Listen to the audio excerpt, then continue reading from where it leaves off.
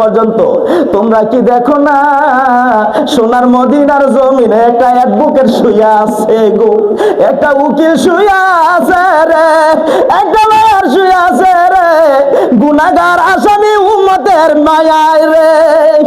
এই উকিলটা 24টা ঘন্টা উম্মতি উম্মতি বইলা সোনার মদিনার জমিনে মাটিটা ভিজায়া দেয়। আমি তো তাকায় দেখি দুনিয়ার উকিলরা লয়াররা জামিন চায়, আবার বিকাল 4টা বাজে তারা বাড়িতে চলে যায়, আর কোনো আবেদন নাই, আর কোনো দরখাস্ত নাই জামিনের জন্য।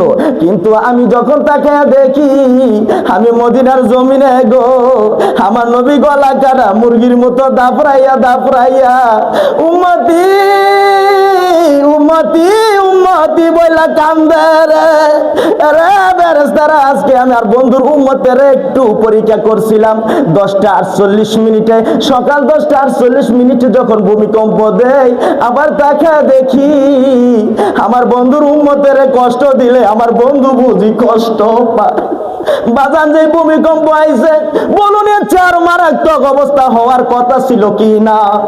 মনে হয় আমার মনে হয় আমার আল্লাহ বুঝি নবীর মায়ায় আমরারে ক্ষমা করছে গো।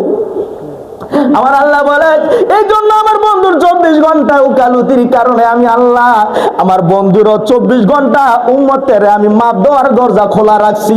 যেহেতু উকিল 24 ঘন্টা উকালতি করে, আমি আল্লাহ 24 ঘন্টা জামিনের ব্যবস্থা রাখছি। তাইলে বলুন এই মুহূর্তে আমার আপনার নবী মদিনার জমিনে আমাদের পক্ষে আছে কিনা?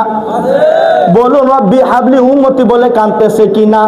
তাহলে এরকম উকিল যদি থাকে আমার আল্লাহ বলে আরে ফেরেশতারা